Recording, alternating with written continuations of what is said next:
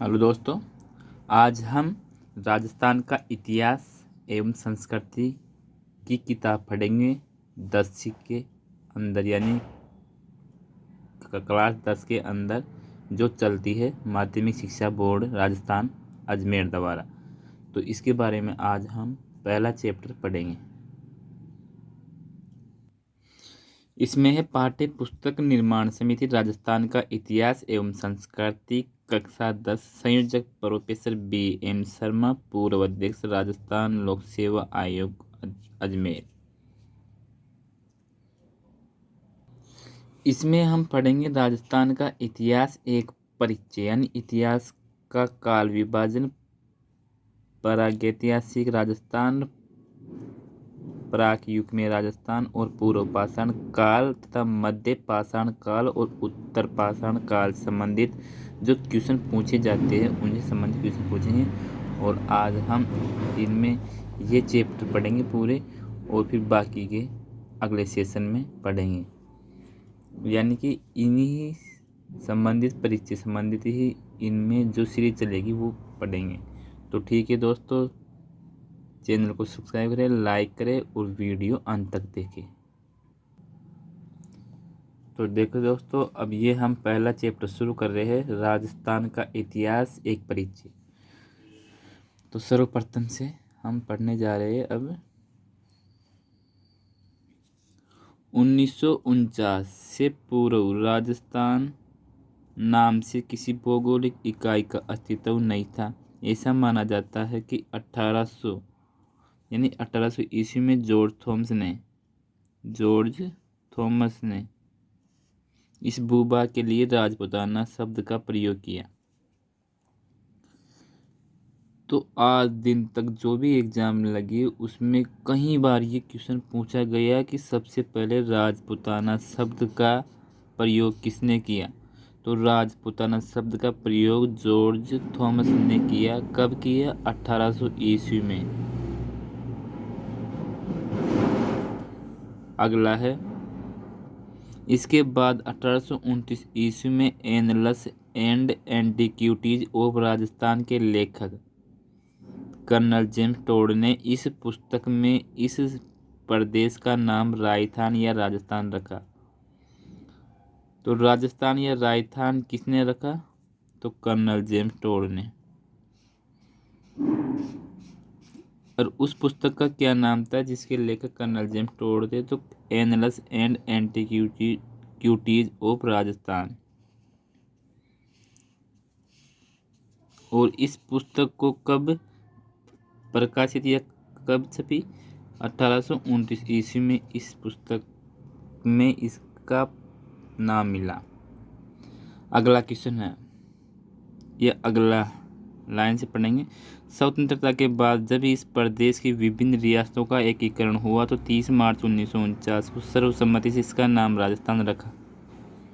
इसका नाम राजस्थान कब रखा? 30 मार्च 1949, जब राजस्थान का चतुर्थ चरण जिसमें जयपुर, जोधपुर, जैसलमेर और बीकानेर बड़ी रियासतों को सम्मिलित किया गया। और इस चरण का उद्घाटन सरदार वल्लभ भाई पटेल ने किया।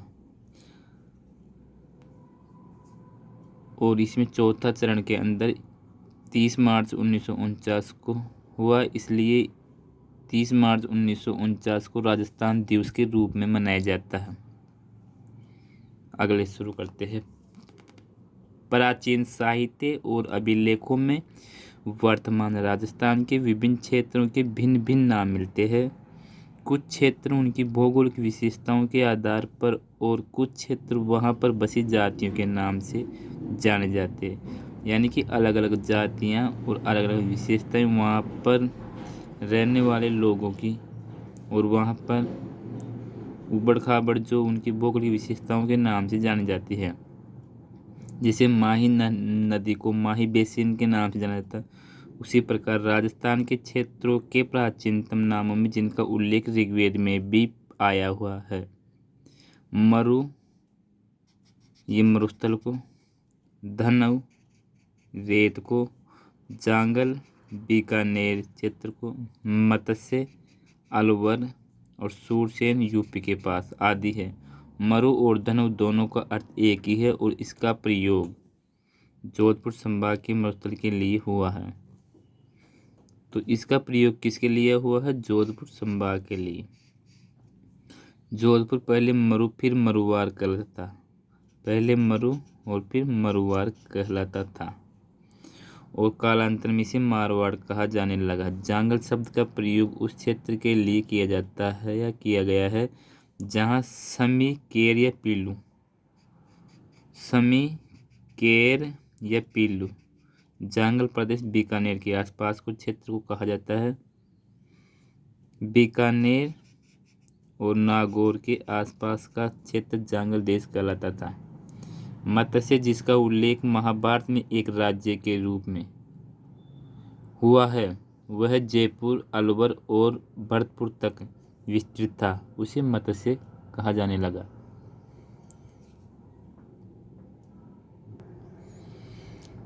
जिसका उल्लेख महाभारत में एक राज्य के रूप में हुआ, वह जयपुर, अलवर और भरतपुर तक के विस्तृत भाग सूरसेन राज्य में सम्मिलित थे। यह भी एक प्राचीन राज्य था। महाभारत में भी इसका उल्लेख मिलता है। किसका? सूरसेन और मत्स्य का। तो सूरसेन राज्य में सम्मिलित थे कौन? मत्स्य। और ये भरतपुर और मथुरा के सटे हुए क्षेत्र धौलपुर और करौली के अधिकांश भाग। भौगोलिक विशेषताओं के आधार पर नामित कुछ अन्य क्षेत्र निम्नलिखित है। जैसे माही नदी के पास का प्रतापगढ़ का भूभाग काठल कहलाता है। तो काठल किस क्षेत्र को कहा जाता है? माही नदी जहाँ पर फैली हुई है बांसवाड़ा और प्रतापगढ़ के भूभाग को काठल कहते हैं, क्योंकि ये क्षेत्र माही नदी के किनारे कांठे पर स्थित था। 56 गांवों का समूह होने के कारण प्रतापगढ़ और बांसवाड़ा के मध्य का भूभाग 56 का मैदान कहलाता है। तो इस क्वेश्चन को भी बहुत बार घुमाया गया है कि बांसवाड़ा और चित्तौड़गढ़ के मध्य के भूभाग को, या बांसवाड़ा डूंगरपुर के मध्य के भूभाग को, या चित्तौड़गढ़ प्रतापगढ़ के मध्य के भूभाग को। तो सही ऑप्शन होगा बांसवाड़ा और प्रतापगढ़ के मध्य के भूभाग को 56 का मैदान कहते हैं। तो इस राजस्थान की बोर्ड की किताब के अंदर बहुत ही मोस्ट इम्पोर्टेंट क्वेश्चन है और ये क्वेश्चन आपकी एग्जाम में निश्चित ही इनमें से क्वेश्चन मिलते हैं और पूछेंगे कहाँ से, अगर इनमें से नहीं पूछेंगे तो। और इससे आप रीड भी लगा सकते हैं क्वेश्चन अगर आपको गलत लगता है तो। भैंसरोडगढ़ से लेकर बिजोलिया तक का क्षेत्र पठारी होने के कारण उपरमाल कहलाता है। तो उपरमाल का किस नाम से, या उपरमाल क्षेत्र कहाँ के उपनाम से जाना जाता है? तो ये भैंसरोडगढ़ चित्तौड़गढ़ से लेकर बिजोलिया भीलवाड़ा तक के पठारी होने के कारण उपरमाल नाम से जाना जाता है। उदयपुर के आसपास का प्रदेश पहाड़ी की अधिकता के कारण गिरवा कहलाता है। ये गिरवा वाला भी क्वेश्चन बहुत बार पूछा गया है, तो ये मोस्ट इम्पोर्टेंट है, हर एग्जाम के अंदर पूछा हुआ क्वेश्चन है। अगला है जैसलमेर का प्राचीन नाम मांड, ये भी क्वेश्चन पूछा गया है। अगर आपने भी निश्चित 2-3 पेपर या 5-6 पेपर अपने एग्जाम के दिए होंगे तो आपको जरूर पता है कि ये क्वेश्चन मोस्ट है या नहीं है। अगला डूंगरपुर और बांसवाड़ा क्षेत्र बागड़ कहलाता है। तो डूंगरपुर और बांसवाड़ा क्षेत्र बागड़ कहलाता है, जबकि बांगर शेखावाटी क्षेत्र कहलाता है और इसे बागड़ या वागड़ के नाम से जाना जाता है। कोटा और बूंदी का प्रदेश हाड़ौती नाम से जाना जाता है। तो हाड़ौती क्षेत्र में कोटा, बूंदी, बारां और झालावाड़ 4 जिले आते हैं, तो इसे हाड़ौती के नाम से जाना जाता है। सीकर, झुंझुनू, चूरू का शेखावाटी नाम से जाना जाता है और सीकर, झुंझुनू, चूरू का क्षेत्र शेखावाटी के नाम से जाना जाता है, जिसे बांगर कहते हैं। तो ये बहुत ही मोस्ट इम्पोर्टेंट। अब हम इतिहास के विभाजन के बारे में पढ़ेंगे कि इतिहास को कितने विभाजन या कितने रूप में बांटा गया। तो मोटे तौर पर मानव के संपूर्ण इतिहास को 3 कालों में विभक्त किया गया है। पहला है प्राक युग, दूसरा है आदि युग, तीसरा है ऐतिहासिक युग। पहला प्राक युग, तो इस प्राक युग को यानी पहले का युग, प्राचीन, आदि यानी नए युग से पहले का प्राचीन, इसमें हम कम से कम 4 लाख ईस्वी या ईस्वी पूर्व से लेकर 60,000 ईसा पूर्व तक का वर्णन है। जबकि इसमें आदि युग और ये ऐतिहासिक युग, ये सभी को अलग अलग रूप में बांटा गया है। तो हम इनके बारे में पढ़ेंगे कि ये कब से लेकर कब तक के हैं। प्राक युग इतिहास के उस काल को कहा जाता है जिसके ज्ञान के लिए कोई लिखित साक्ष्य उपलब्ध नहीं है, अर्थात मानव लेखन कला से अपरिचित था। आदि युग की संज्ञा इतिहास के उस काल को दी जाती है जिसके लिखित साक्ष्य तो उपलब्ध है, किंतु या तो वे अस्पष्ट है अथवा उनकी लिपि को अभी पढ़ना संभव नहीं हुआ है। ऐतिहासिक युग उस काल के इतिहास को कहा है जिसके संबंध में स्पष्ट और सुपठित लिखित साक्ष्य उपलब्ध है, उसे ऐतिहासिक युग कहा जाता है। जिसके सुपठित यानी पढ़ने योग्य लिखित साक्ष्य उपलब्ध है। इन अर्थों में भारतीय इतिहास के कालक्रम को इस प्रकार से विभक्त किया गया है, यह विभक्त कर सकते हैं। तो पहला हम पढ़ेंगे प्राक युग। यह युग सृष्टि के आरंभ से यानी कि जब से सृष्टि का निर्माण हुआ है, जब से प्राक युग की शुरुआत हुई। हड़प्पा सभ्यता से पूर्व तक का था। आदि युग, यह युग हड़प्पा सभ्यता के काल से 600 ईसा पूर्व तक रहा। तीसरा है ऐतिहासिक युग। यह युग 600 ईसा पूर्व से वर्तमान तक जारी है। कौन सा ऐतिहासिक? इसमें लिखित साक्ष्य मिले हैं। तो यह इतिहास के काल के विभाजन के बारे में संदर्भ है। अब पढ़ेंगे हम प्रागैतिहासिक राजस्थान। प्राक युग में राजस्थान मानव सभ्यता का उदय नदी घाटियों में हुआ था, क्योंकि नदी घाटियों में जल की प्रचुरता के कारण यहाँ अपने आप उत्पन्न होने वाले कंदमूल फल भी प्रचुर मात्रा में उपलब्ध होते हैं। सघन वनों के कारण यहाँ मांस हेतु पशु पक्षी भी आसानी से उपलब्ध हो जाते हैं। सैकड़ों वर्षों पूर्व राजस्थान की भौगोलिक स्थिति ऐसी ही थी। यद्यपि राजस्थान का एक बड़ा भाग आज मरुस्थल है, किंतु विद्वानों की मान्यता है कि सैकड़ों वर्ष पूर्व इस मरुस्थल भूमि में समुद्र विद्यमान था और सरस्वती, ये सरस्वती नदी और दर्शवती नदी, ये दोनों प्रमुख है, बहुत पुरानी, जिनका वर्णन ऋग्वेद में मिलता है। इस समुद्र में आकर गिरती थी। यहाँ स्थिति मानव जीवन के लिए सर्वथा उपयुक्त थी। यही कारण है कि ऐसी भौगोलिक स्थिति में राजस्थान को भी मानव सभ्यता के जन्म के प्राचीन भूभागों में से एक होने का गौरव प्राप्त है। मानव सभ्यता के उद्भव की इस काल को पाषाण काल कहते हैं। तो इस काल को कौन सा काल कहते हैं? पाषाण काल। प्रागैतिहासिक काल राजस्थान, इनको 3 भागों में बांटा गया है: पूर्व पाषाण काल, मध्य पाषाण काल और उत्तर पाषाण काल। तो प्रागैतिहासिक काल को कितने भागों में बांटा गया है? 3 में। पूर्व पाषाण, मध्य पाषाण और उत्तर पाषाण काल, प्रागैतिहासिक काल को बांटा गया है। तो हम पढ़ेंगे पूर्व पाषाण काल।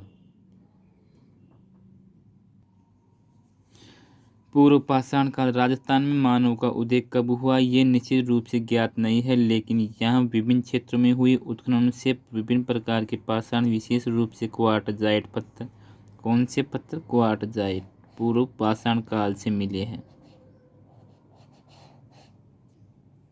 अनेक उपकरणों से ज्ञात होता है कि आज से लगभग 2 या 1.5 लाख वर्ष पूर्व राजस्थान में एक मानव संस्कृति विद्यमान थी। 1870 में, यह क्वेश्चन मोस्ट इम्पोर्टेंट है आपके लिए। 1870 में C.A. हैकेट ने सर्वप्रथम जयपुर और इंद्रगढ़ से पत्थर से बनी हुई पूर्व पाषाण कालीन हस्तकुटार हैंड एक्स खोजी गई है। ये क्वेश्चन आपके लिए मोस्ट इम्पोर्टेंट है, इसको जरूर याद करना है। उसके कुछ समय पश्चात सेटन कार ने ये भी एक इतिहासकार था। कौन? सैटनकार ने झालावाड़ से इसी युग के अनेक उपकरण खोज निकाले। इसके बाद हुए योजनाबद्ध उत्खनन में भारतीय पुरातत्व और संग्रहालय विभाग, नई दिल्ली, डेक्कन कॉलेज पुणे, वीरेंद्र नाथ मिश्र, और ये वीरेंद्र नाथ मिश्र ने बालाथल की खोज की है। आहड़ सभ्यता में भी योगदान दिया। राजस्थान के पुरातत्व एवं संग्रहालय विभाग के आर.सी. अग्रवाल, डॉक्टर विजय कुमार, हरिश्चंद्र मिश्रा आदि विद्वानों ने राजस्थान की पूर्व पाषाणकालीन सभ्यता और संस्कृति के विभिन्न पक्षों के सामने लाने में सराहनीय योगदान दिया है। इनके प्रयत्नों से राजस्थान में अजमेर, अलवर, चित्तौड़गढ़, भीलवाड़ा, जयपुर, झालावाड़, जालौर, जोधपुर, पाली, टोंक आदि क्षेत्रों में प्रमुख नदियों, विशेष रूप से चंबल, बनास और उनकी सहायक नदियाँ। कौन कौन सी नदियाँ? चंबल, बनास और उनकी सहायक नदियों के किनारे पूर्व पाषाणकालीन उपकरण प्राप्त हुए हैं।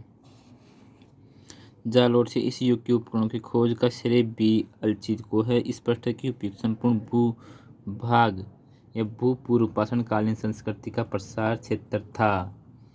तो ये हमने पढ़ा पूर्व पाषाणकालीन, जो कि पहले प्रकार में है, क्योंकि राजस्थान को 3 भागों में बांटा गया। तो ये पहला है पूर्व पाषाण काल, इसके बाद मध्य पाषाण काल और फिर उत्तरीय नवपाषाण काल। अब हम पढ़ेंगे मध्य पाषाण काल। मध्य पाषाण काल मानव सभ्यता के क्रमिक विकास की कहानी की दूसरी कड़ी है। यानी कि ये पूर्व पाषाण काल पहली कड़ी थी और ये दूसरी कड़ी है। राजस्थान के प्रागैतिहासिक काल में मध्य पाषाण काल रहा है। पश्चिमी राजस्थान में लूनी और उनकी सहायक नदियाँ, चित्तौड़गढ़ की बेड़स नदी घाटी, चित्तौड़ में जो बेड़स नदी घाटी बहती है, और विराटनगर से मध्य पाषाणकालीन उपकरण मिले हैं। तो मध्य पाषाणकालीन उपकरण राजस्थान के लूनी घाटी की सहायक नदियाँ और लूनी से मिले हैं। इस काल के उपकरण छोटे, हल्के और कुशलता से निर्मित है।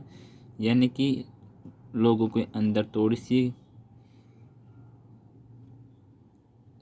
जो मतलब क्या नाम से शिकार करने के लिए उसकी माइंड का डेवलपमेंट हुआ, और उसमें थोड़े हल्के छोटे उस धातु निर्मतापूर्ण किए और हल्के कुशलतापूर्वक लिखे।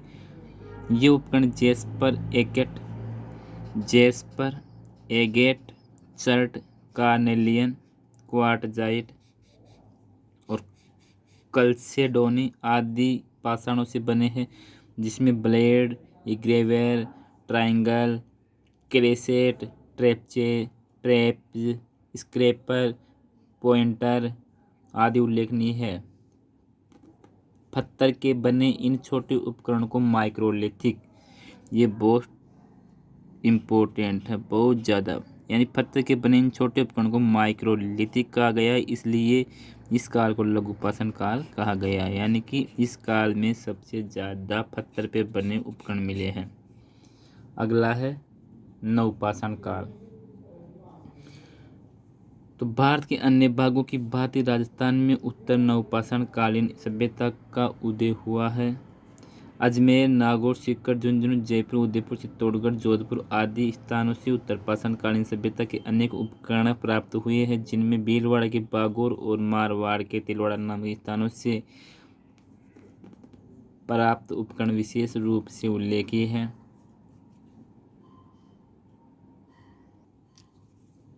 राजस्थान में धातु का काल ताम्र पाषाण काल, ताम्र एवं ताम्र कांस्य काल। धातु काल के अंतर्गत राजस्थान के भी अनेक स्थानों से ताम्र पाषाण व ताम्र काल के अवशेष मिले हैं, जो तत्कालीन युग में राजस्थान के मानव के सांस्कृतिक विकास पर पर्याप्त प्रकाश डालते हैं।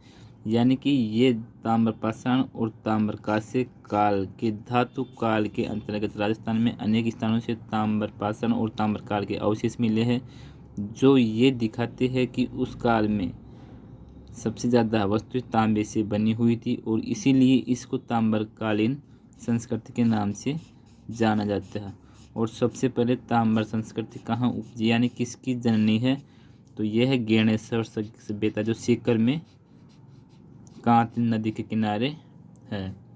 कालीबंगा हनुमानगढ़ में, गिलुंड राजसमंद में, आहड़ व जाडोल उदयपुर में, पिंड, पाडलिया चित्तौड़गढ़ में, कुराड़ा नागौर में, साबलिया व पोंगल बीकानेर में, नंदलालपुरा केराडोत व चीथवाड़ी जयपुर में, एलना जालौर में, बुड्ढा पुष्कर अजमेर में, कोल माहौली सवाई माधोपुर में, मल्हा भरतपुर में आदि विशेष रूप से उल्लेखनीय है। अगला पढ़ेंगे हम लौह काल। लौह काल तांबर और कांस्य काल के पश्चात, यानी किस काल के? तांबे और कांसे से बनी वस्तु के पश्चात लोहे का ज्ञान और उसका प्रयोग मानव इतिहास की युगांतकारी घटना थी। इसने कृषि उपकरणों तथा हथियारों की गुणवत्ता को बढ़ाकर सारे परिदृश्य को ही बदल दिया। राजस्थान में लौह काल के प्रमुख स्थान है जहाँ से लोह युगीन सभ्यता के अवशेष मिले हैं।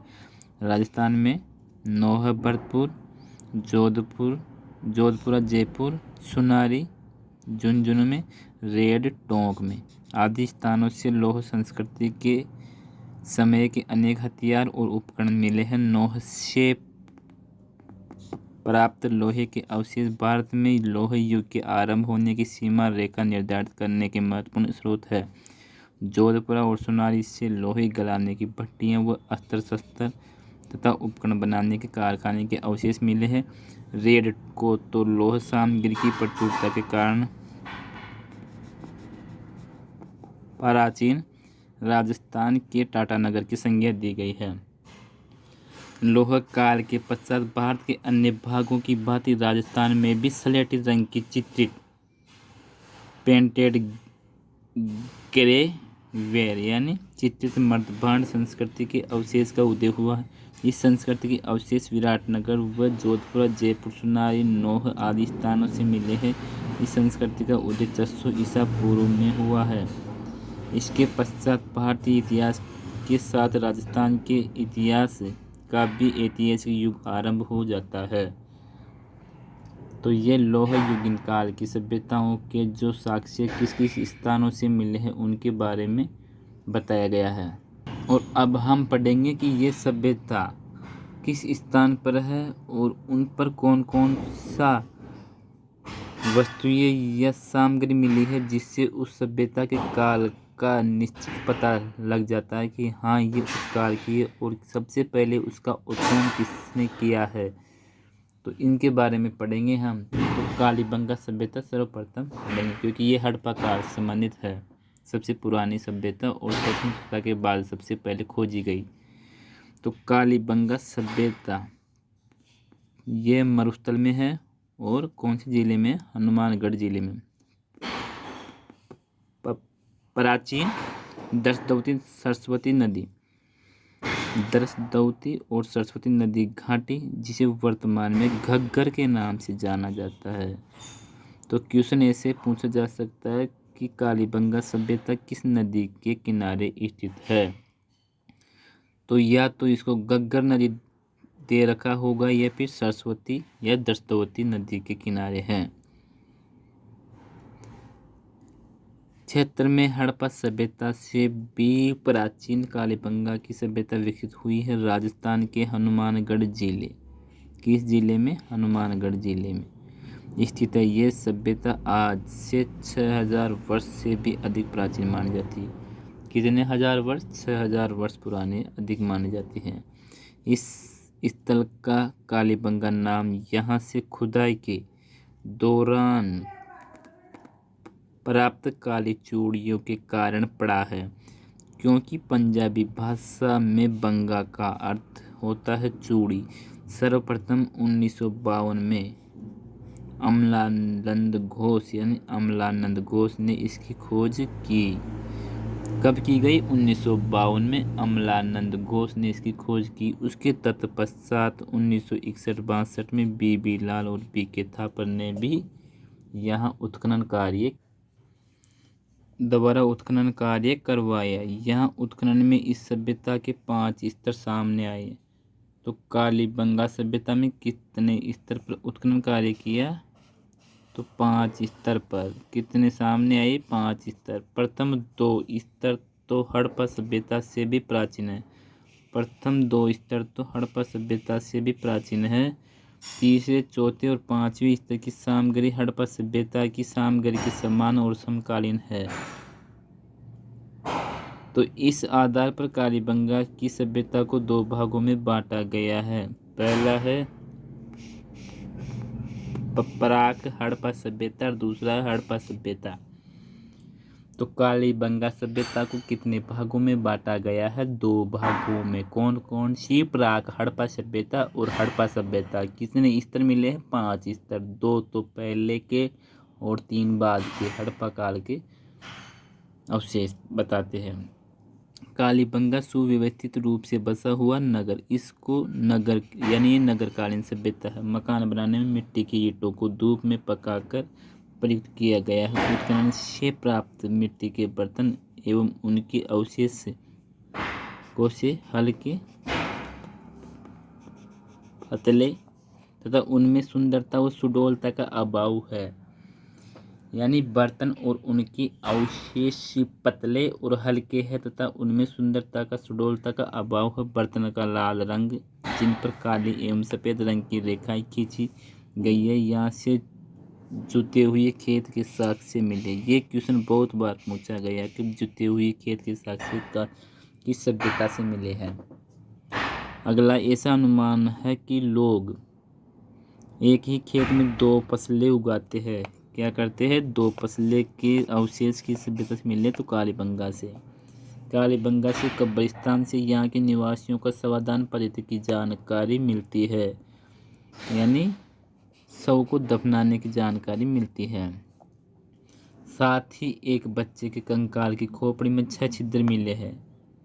तो उससे हमें पता चलता है कि यहाँ पर बीमारी शोध के लिए इलाज किया जाता था, जिसे मस्तिष्क शोध बीमारी के इलाज का प्रमाण माना जाता है। किसी बच्चे के कंकाल की 6 छिद्र से, यानी एक तरह की ऑपरेशन विधि का पता चलता है।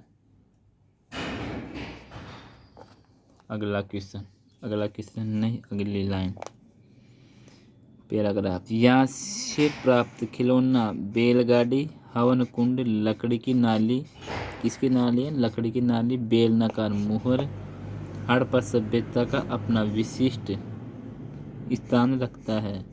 तो आज हमने यह सभ्यता पढ़ी है कालीबंगा की, किसने खोजा और किन किन का इसमें योगदान है और ये कौन सी नदी पर है।